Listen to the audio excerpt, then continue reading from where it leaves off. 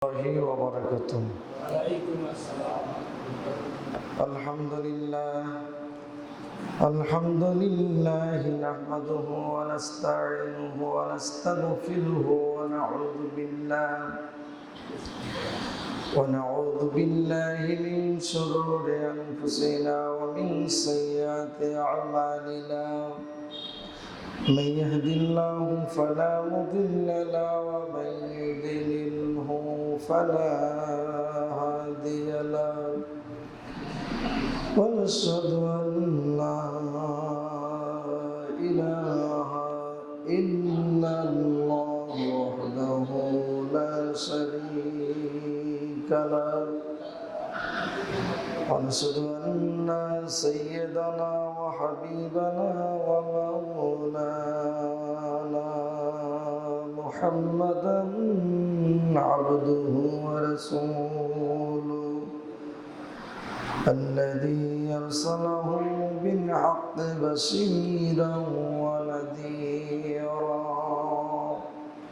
وداعيا إلى الله بإذنه وسراجا منيرا. وقد قال الله تعالى في كلامه المجيد وفرقانه الحميد: أعوذ بالله من الشيطان الرجيم. بسم الله الرحمن الرحيم. وتلك الرسل فضلنا بعضهم على بعض. وقال تعالى في شأن حبيبه مخبرا وآمرا وتكريما وتعظيما: إن الله وملائكته يصلون على النبي يا أيها الذين آمنوا صلوا عليه وسلموا تسليما.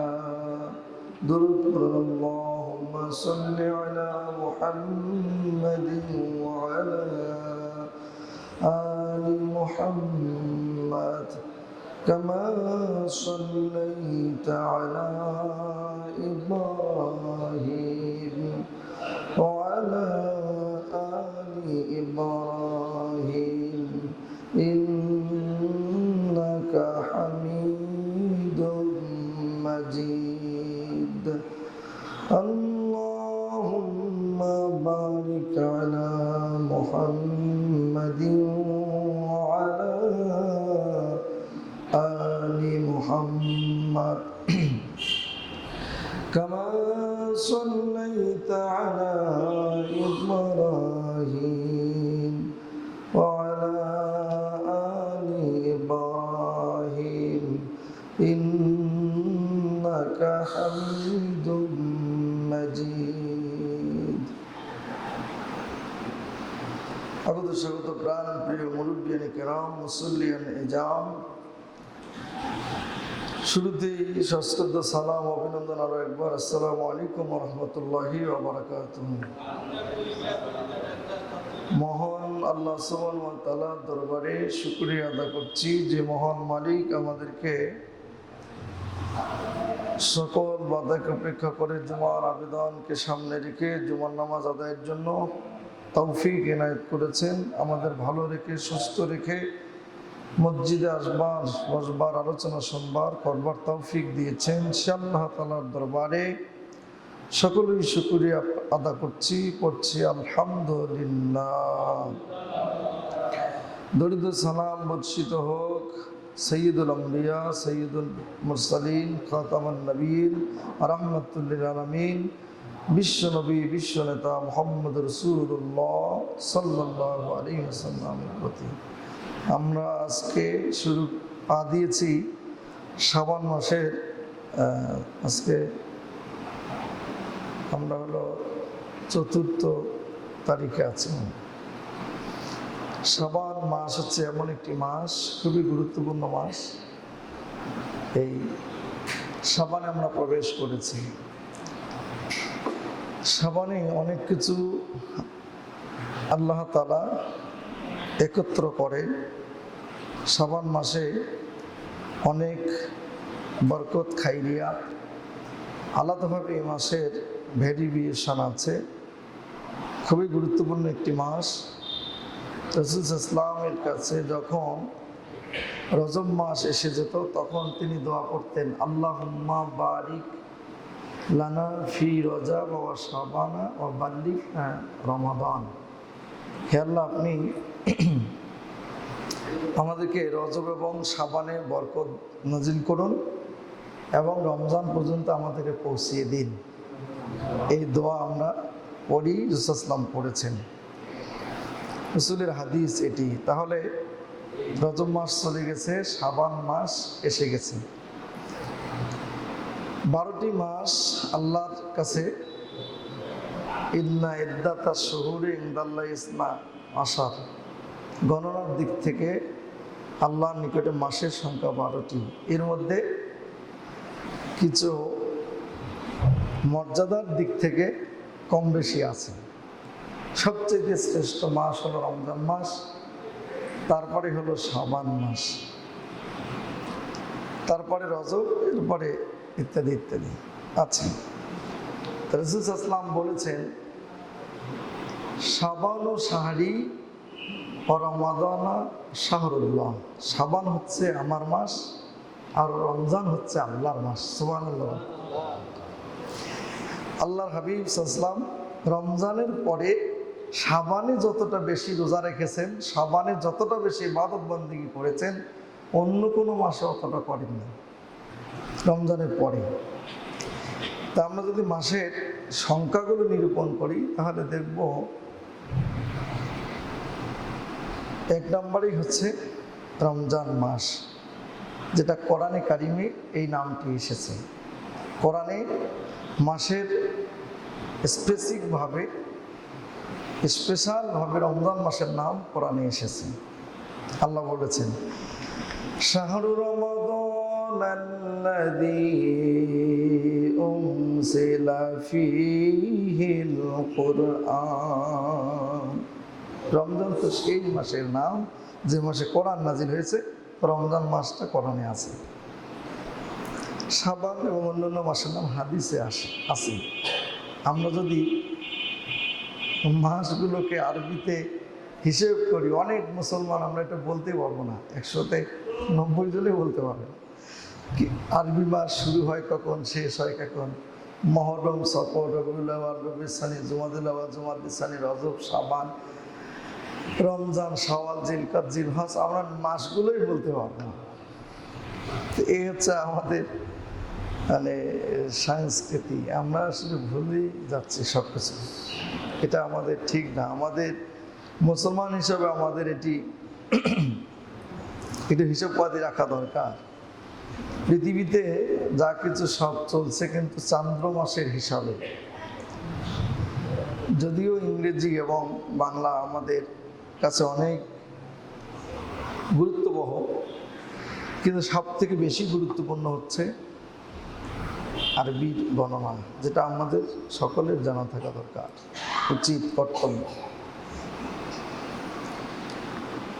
এই পৃথিবীতে আল্লাহ পাক যত নবীরা রাসূল পাঠিয়েছেন, সব নবী রাসূল রিসালাতের দিক থেকে সমান। আল্লাহ পাকের পক্ষ থেকে যে দায়িত্ব পেয়েছেন, এই দায়িত্বে সবাই সমান, কিন্তু এক একজন রাসূলকে, এক একজন নবীকে আল্লাহ পাক এক একজন নবী এবং রাসূলের উপরে মর্যাদা দিয়েছেন। যেমন 1,24,000 নবী রাসূলের ভিতরে 25 জনের নাম কোরআনে আছে। কয়জনের নাম? 25 জন। এর ভিতরে শ্রেষ্ঠ হলো 5 জন। 5 জনের ভিতরে শ্রেষ্ঠ হলো আপনার আমার নবী মুহাম্মদুর রাসূলুল্লাহ সাল্লাল্লাহু আলাইহি ওয়াসাল্লাম। তাহলে বলছিলাম রিসালাতের দিক থেকে সব নবী রাসূলদের দায়িত্ব হলো সমান, এই ব্যাপারে কোনো পার্থক্য নাই। লা নুফাররিকু বাইনা আহাদিম মির রাসূলি, নবী এবং রাসূলদের মধ্যে আমরা কোনো পার্থক্য করি না। তার মানে রিসালাতের দিক থেকে সব নবীরা সমান। মর্যাদার দিক থেকে এক একজন নবীকে, এক একজন রাসূলকে আল্লাহ পাক শ্রেষ্ঠত্ব দান করেছেন। সুবহানাল্লাহ। তাহলে 12টি মাসের ভিতরে শ্রেষ্ঠ মাস হলো রমজান। মাসগুলোকে আল্লাহ শ্রেষ্ঠত্ব দিয়েছেন, আল্লাহ পাক আলাদা মর্যাদা দিয়েছেন। যত কিতাব আল্লাহ পাক নাজিল করেছেন, যত আসমানি গ্রন্থ আল্লাহ পাক নাজিল করেছেন, এই আসমানি গ্রন্থগুলোর ভিতরে 100 খানা সহিফা, 104 খানা হলো বড় বড় কিতাব। এর ভিতরে শ্রেষ্ঠ কিতাব হলো মহাগ্রন্থ আল কোরআন। সমস্ত কিতাবের উপরে কোরআনে কারিমের যেরকম মর্যাদা, শ্রেষ্ঠত্ব, মাহাত্ম্য, আল্লাহ নবী বলেন 12টি মাসের ভিতরে ওই রকম রজবের মাহাত্ম্য, শ্রেষ্ঠত্ব। সুবহানাল্লাহ বলেন। রজবের মর্যাদা হচ্ছে কোরআন যেমন সমস্ত আসমানি কিতাবের উপরে মর্যাদার দিক থেকে, শ্রেষ্ঠত্বের দিক থেকে উত্তম, শ্রেষ্ঠ মাসগুলোর ভিতরে ওই রকম হচ্ছে রজব মাসের মর্যাদা। তো রজব পেরিয়ে আমার সাবানি এসেছে। 2 নম্বর হলো আল্লাহর হাবিব বলেন যত নবী রাসূল এই পৃথিবীতে এসেছেন, সব নবী রাসূলদের ভিতরে আল্লাহ পাক আমাকে যে শ্রেষ্ঠত্ব দিয়েছেন, ওই রকম শ্রেষ্ঠত্ব আর মর্যাদার দিক থেকে 12টি মাসের মধ্যে আল্লাহ পাক শাবানের মর্যাদা দিয়েছেন। সুবহানাল্লাহ। নবীজি বলেন গোটা সৃষ্টির উপরে যেমন আল্লাহ পাকের মর্যাদা, ঠিক 12টি মাসের মধ্যে রমজানের মর্যাদা হলো ওই রকম। সুবহানাল্লাহ। তাহলে আল্লাহর মর্যাদা যেরকম 12টি মাসের মর্যাদা, সমস্ত মাসের উপরে ওই রকম রমজানের মর্যাদা। এত বেশি গুরুত্ব দেওয়া হয়েছে। এরপরে শাবানের মর্যাদা। নবীজি বলেছেন শাবানের মর্যাদা আমি নবীর মর্যাদা এরকম। তার মানে আমরা সেই শাবানে এসেছি। এরপরে কোরআনে কারিমের মর্যাদা সব আসমানি গ্রন্থের ভিতরে যেরকম, রজবের মর্যাদা 12টি মাসের মধ্যে ওই রকম। আল্লাহ পাক সেই জন্য বলেন ও তিনকার রসুল ফাদ্দালনা বা'দাহুম আলা বা'দ। ওই সমস্ত রসুলদের ভিতরে এক একজনকে আমি আল্লাহ পাক এক একজনের উপরে মর্যাদা দিয়েছি, শ্রেষ্ঠত্ব দিয়েছি। সুবহানাল্লাহ বলে। এই জন্য তো আল্লাহ পাক উম্মায়াতে জানিয়েছে নবীজি যা নিয়ে এসেছেন তা তোমরা গ্রহণ করবে। আল্লাহ পাক বলেন মা আতাকুমুর রাসূলু ফাকুযুহু ওয়া মা নাহাকুম আনহু ফান্তাহু। আল্লাহু আকবার। আমার রাসূল যা নিয়ে এসেছেন তা তোমরা গ্রহণ করো, ওয়া মা নাহাকুম আনহু ফান্তাহু, আর যা থেকে তিনি নিষেধ করেছেন, বারণ করেছেন, যা থেকে বিরত থাকতে বলেছেন তা থেকে তোমরা বিরত থাকো। নবীর আদর্শ আমাদের গ্রহণ করতে হবে। যেটা তিনি ছেড়ে দিয়েছেন ওইটা আমাদেরকে বাদ দিতে হবে। আল্লাহ সেই জন্যই বলেছেন সূরা ইমরানে কুল ইন কুনতুম তুহিব্বুনাল্লাহা ফাত্তাবিউনি ইউহিব্বুকুমুল্লাহ ওয়া ইয়াগফির লাকুম যুনুবাকুম ওয়াল্লাহু গফুরুর রহিম। আল্লাহ কুল, হে নবী আপনি বলুন, ইন কুনতুম তুহিব্বুনাল্লাহ, যদি তোমরা আল্লাহকে ভালোবাসতে চাও, ফাত্তাবিউনি, তাহলে আমার নবীর অনুসরণ করো, আমি নবীকে অনুসরণ করো। আর নবীর অনুসরণ যদি করো তাহলে ইউহিব্বুকুমুল্লাহ, আল্লাহ পাক তোমাদেরকে ভালোবাসবেন। ওয়া ইয়াগফির লাকুম যুনুবাকুম, আল্লাহ তোমাদের জীবনের ছোটখাটো গুনাহখানাগুলো মাফ করে দিবে। আল্লাহু গফুরুর রহিম, আল্লাহই তো হচ্ছেন, তিনি হচ্ছেন ক্ষমাশীল এবং অতীব দয়ালু। তার থেকে ক্ষমাশীল আর কেউ নাই, তার থেকে অতীব দয়ালু, বড় দয়ালু আর কেউ নাই। তিনি হচ্ছেন আমাদের মালিক, তিনি হচ্ছেন আমাদের আল্লাহ। তিনি সব নবী রাসূলদের ওপরে আপনার আমার নবীকে শ্রেষ্ঠত্ব দিয়েছেন। আমরা হলাম সেই নবীর উম্মত। কিয়ামতের দিন সব নবী রাসূলরা ইয়া নাফসি ইয়া নাফসি বলবে, নিজের জন্য তারা ব্যতিব্যস্ত হয়ে থাকবে। কিন্তু কেবলমাত্র শুধুমাত্র আপনার আমার নবী আসছে। ওই যে খুঁটি বলেছিলাম এর আগে, সেই খুঁটির পাশে নবীজি সিজদায় পড়ে আল্লাহর কাছে শুধু ইয়া উম্মতি বলে কাঁদবে। সুবহানাল্লাহ।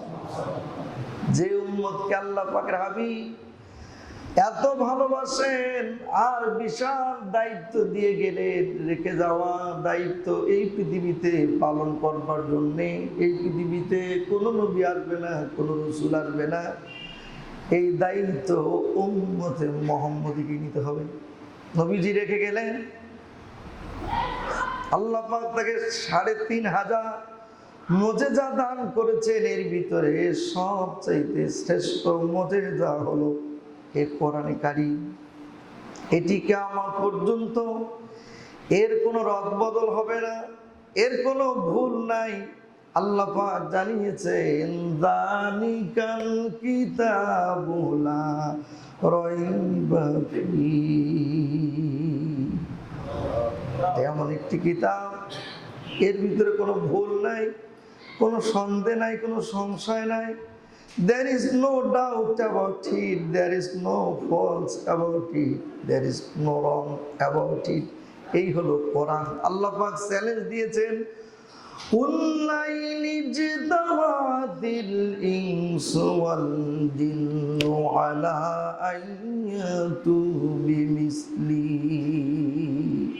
ক্ষমতা যদি থাকে তোমাদের, পৃথিবীর সমস্ত মানুষেরা আর সমস্ত জিনরা তোমরা সবাই একখানে একত্র হয়ে মিলিত হয়ে আমার কোরআনের মতো একটা কোরআন নিয়ে আসো।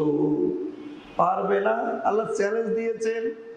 আল্লাহ পাক বলেছেন, এখানে শেষ না, ওয়াইন কুনতুম ফি রাইবিম মিম্মা নাযালনা আলা আবদিনা ফাতু বিসূরাতিম মিন মিসলি ওয়াদউ শুহাদাআকুম মিন দুনিল্লাহি ইন কুনতুম সাদিকিন। তোমরা যে সন্দেহ করো, ইন কুনতুম ফি রাইবিম মিম্মা নাযালনা, আমি আল্লাহ পাক আমার বান্দার উপরে, তার মানে আমার নবী মুহাম্মদ সাল্লাল্লাহু আলাইহি ওয়াসাল্লামের উপরে যে কিতাব নাজিল করেছি, এই কিতাবের ব্যাপারে তোমাদের সন্দেহ হয়, সংশয় হয়, তাহলে তোমরা গোটা কোরআন আনা লাগবে না, একটা সূরা নিয়ে আসো, একটা সূরা বানাও, বানায় দেখাও।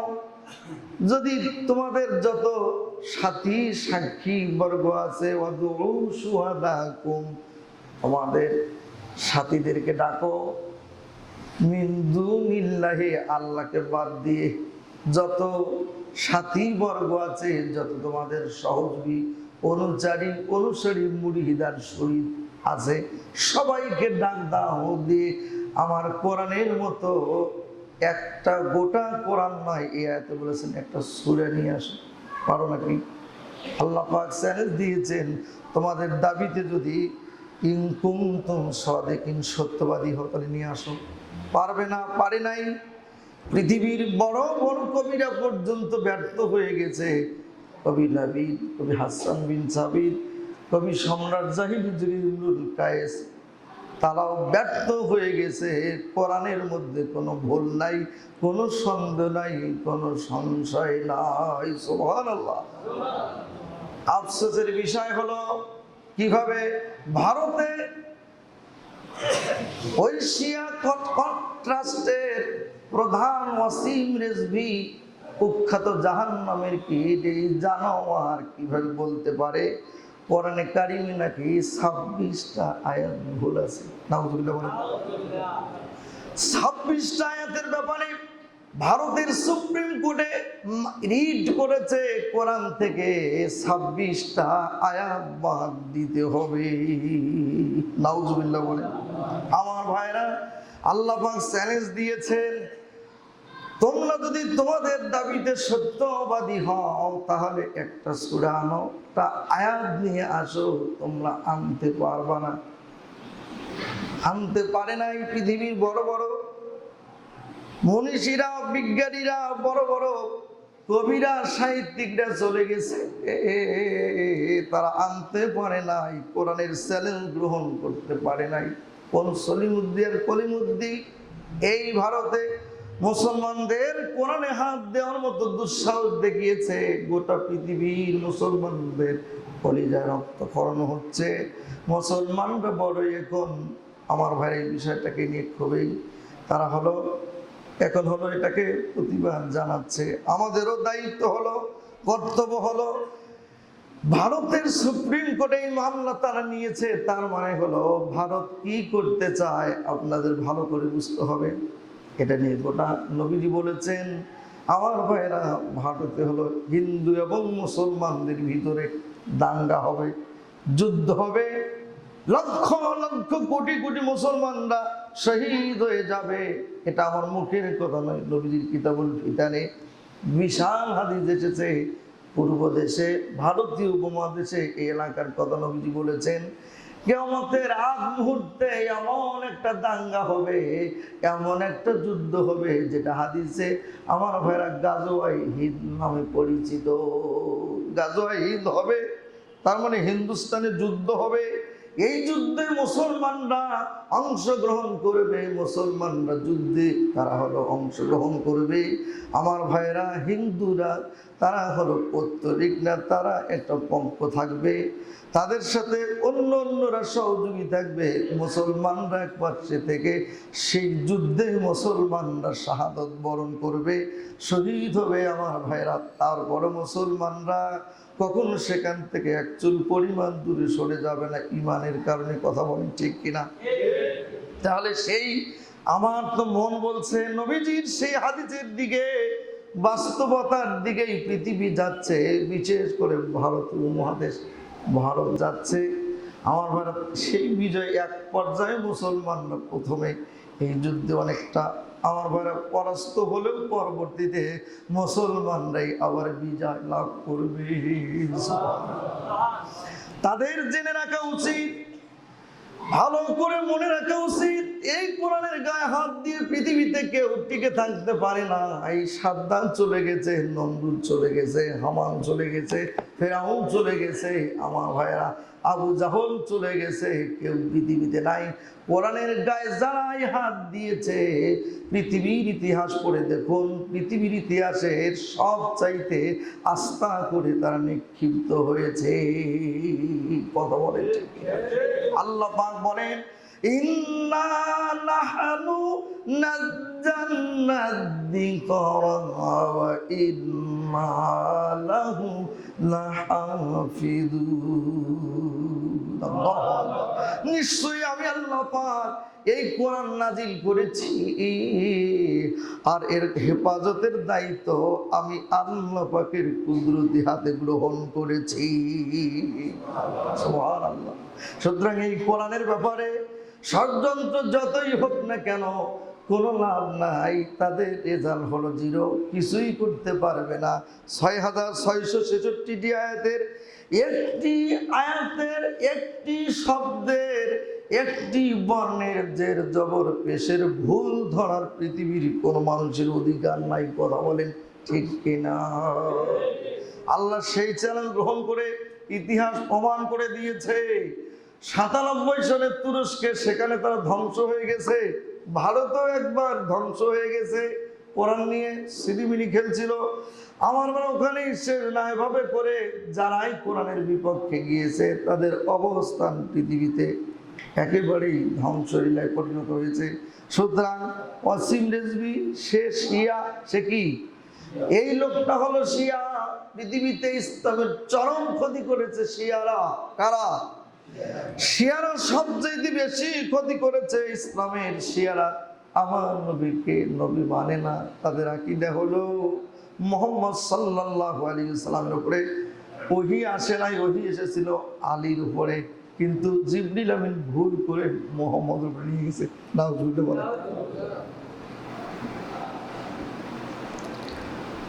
তাদের আকীদাটা কি?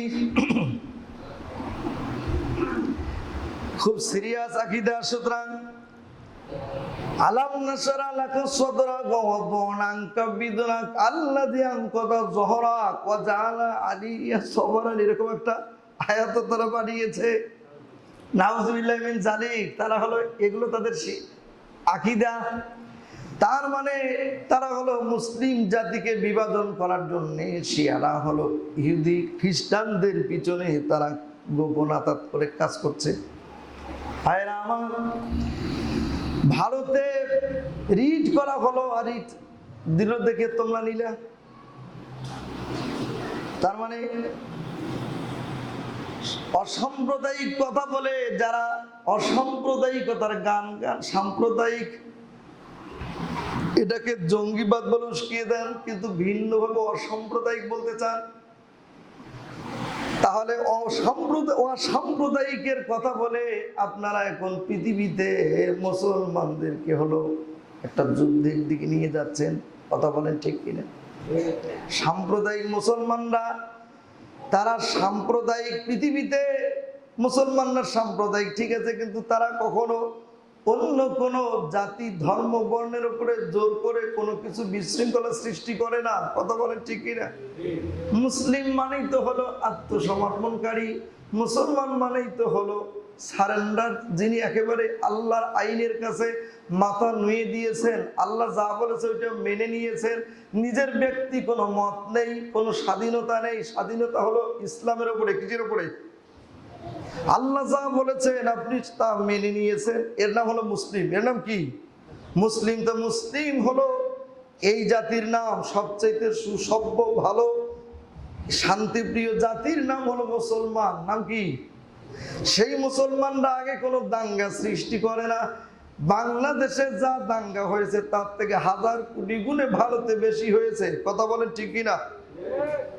তাহলে জ্বলন্ত প্রমাণ হলো, আমি যখন ইন্ডিয়া সফর করেছিলাম ওই সময় একটা ঘটনা ঘটেছিল। বাজার পাশে হলো মন্দির, সেই মন্দিরে গরুর পাও নিয়ে 4টা পাও মন্দিরের ভিতরে ঠাকুরের মাথার উপরে ঝুলাই দিয়েছে। তাদের হলো গোয়েন্দারা, তাদের এনে চাই, তারা হলো বের করেছে। বের করে দেখা গেল যে ভারতের পাশের বাজারের ফল ব্যবসায়ী একজন হিন্দু ছেলে, সে হলো গরুর পাও নিয়ে যে 3টা তালা লাগা আছে মন্দিরের বাইরে ঢুকতে গেলে 3টা গেট পার হইতে হয়। কয়টা? 3টা গেটে তালা লাগানো আছে। সেই গেট চাবি পেল কোথায়? মুসলমান যদি হয়। আমার ভাইরা, তালা ঠিকই ওভাবে গেট আছে, তালার ভিতর দিয়ে গিয়ে হলো গরুর পাও ঠাকুরের মাথার উপরে ঝুলিয়ে রেখেছে। পরে খোঁজ নিয়ে বের করে দেখা গেল ওই ছেলেটাকে ধরেছে বাজারের ফল ব্যবসায়ী একটা হিন্দু যুবক। কিন্তু আফসোসের বিষয় হলো 7 দিনের মাথায় তাকে ছেড়ে দিয়েছে। আমি তখন ইন্ডিয়ায়, 7 দিনের মাথায় ছেড়ে দিয়েছে। তার মানে বুঝতে হবে তারা হলে এই ঘটনাগুলো কারা করে কে করিয়ে মুসলমানদের উপরে চাপাতে চায়, একটা বিশৃঙ্খলা পরিবেশ করতে চায়। জাতি ভালো জানে, কথা বলে ঠিক কিনা? আমি তো নিজের চোখে দেখে এসেছি। তাহলে আপনাদেরকে বলি, সেটা হলো মসজিদ তোমরা মামলা নিলা, তার মানে মামলা নিয়ে এখানে একটা হলো বিশাল দুর্বিসন্ধি খেলার জন্য তোমরা ষড়যন্ত্র করছো। বিশ্ব মুসলিম উম্মাহ বলছে, গোটা পৃথিবীর মুসলমানরা বলছে সে মামলাকে খারিজ করে দিতে হবে, মামলাকে উল্টো করাতে হবে। গোটা মুসলিম জাতির কলিজা আঘাত এনেছে ওয়াসিম রিজভীকে, এই শিয়াকে সর্বোচ্চ শাস্তি দিতে হবে। বিশ্ব মুসলিম উম্মাহ তা দেখতে চায়, কথা বলে ঠিক কিনা? আফসোস, কোথায় গেল কোরআনের 26 আয়াতের ব্যাপারে? এখানেই শেষ না আমার ভাইরা, এভাবে করে আমাদের একের পর এক হলো ষড়যন্ত্র হচ্ছে। দেখুন, ভারতে গত সপ্তাহের পত্রিকাটা হলো ওই যে ডাক্তারের কাছে আছে, মাসুদ ডাক্তারের কাছ থেকে ওই যে মোবারক চাচা নিয়ে এসেছিল, উনি বলেছেন দেখেন টাইমস অফ ইন্ডিয়া একটা প্রতিবেদন করেছে। প্রতিবেদনটা হলো ভারতীয় মাদ্রাসায় মহাভারত, রামায়ণ, গীতা, বেদ পড়ানো হবে। কি করা হবে?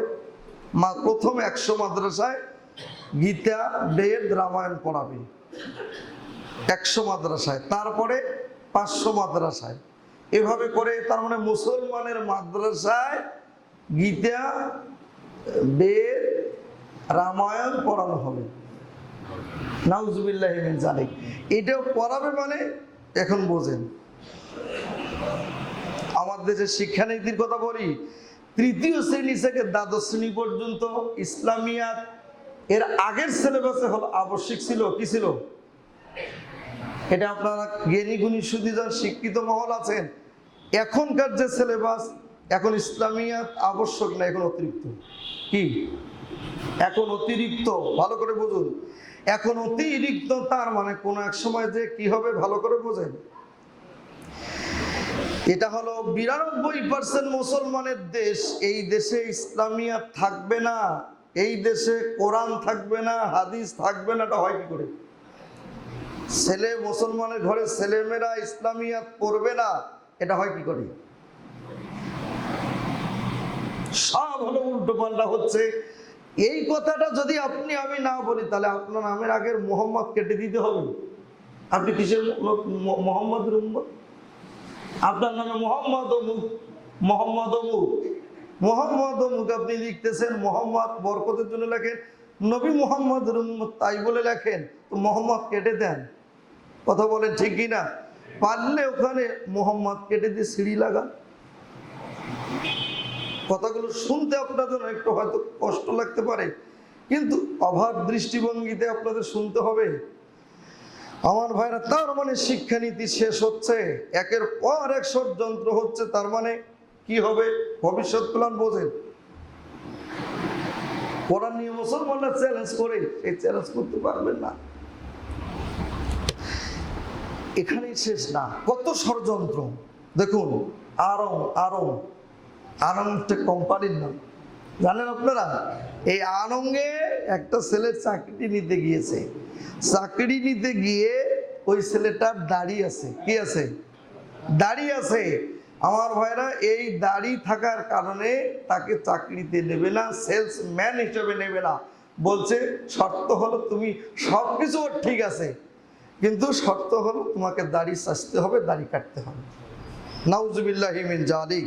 ছেলে বলছে আমি ধন্যবাদ জানাই ছেলেকে, ধন্যবাদ জানাই মোহাম্মদের উম্মত হিসেবে। সে বলেছে আমার শরীরে আমার যতক্ষণ পর্যন্ত আমার কলিজায় ঈমান থাকবে ততক্ষণ তোমার চাকরিকে আমি লাথি মারি, তোমার চাকরি করব না, আমি তোমার আরঙের চাকরিতে আসবো, আমার দাড়ি কেটে আসবো না, আমি প্রয়োজনে পানের দোকানদারি করে খাবো, কিন্তু তোমার মতো আরং কোম্পানির এখানে সেলসম্যান হিসাবে দাড়ি কেটে এসে আমি রিজিকের জন্য তোমার পিছনে ধর্ণা দিব না। আল্লাহু আকবার বলেন। ঈমান তো ওই ছেলের আছে। আমার মতো লম্বা টুপি আর লম্বা আলখিল্লার পাঞ্জাবি আর পাগড়ি পরে আপনি আমার কি লাভ আছে? আপনার ঈমানের কোনো দাম নেই।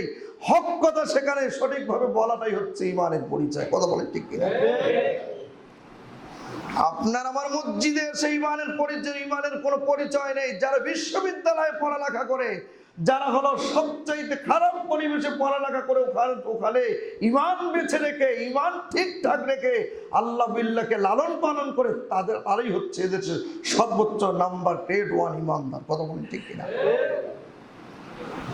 আপনি তো পরীক্ষা করেননি, আপনি ইমানের কি পরীক্ষা দিবেন?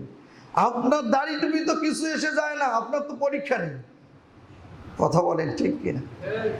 সে বলেছে আমি করবো না চাকরি, সেটা ভাইরাল হয়েছে, আপনারা জানেন।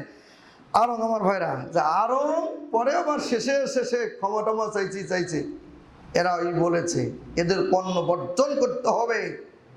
যারা আমার নবীর আদর্শকে নিয়ে, আমার নবীর প্রতীক দাড়িকে নিয়ে ব্যঙ্গ করতে পারে, দাড়িতে হলে তোমাকে চাকরিতে রাখবে না, দাড়ি কেটে আসতে হবে, এখানে শেষ না। আপনি বাংলাদেশের প্রত্যেকটা স্তরে যান, গোড়ায় গিয়ে দেখবেন যারা বড় বড় ভাইবা দিয়েছেন, বিচিএস অন্য দেখবেন আমার ভাইরা অন্য পদে অনেক জায়গায়, সবটা আমি বলছি না, অনেক জায়গায় হলো এরকম মুখে দাঁড়িয়ে আছে, তারা বহু প্রশ্নের সম্মুখীন হয়েছে, বহু সমস্যা ওভারকাম করে আসতে হয়েছে। এরকম বাংলাদেশে তো ভারত অন্য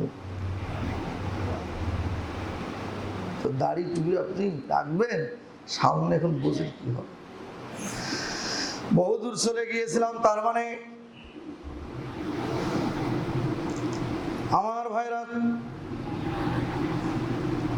ক্রিটিসাইজ করে। পাঞ্জাবি দেখলে, দাড়ি দেখলে, টুপি দেখলে কিছু লোকের মন বেজা, এরা ক্রিটিসাইজ করে।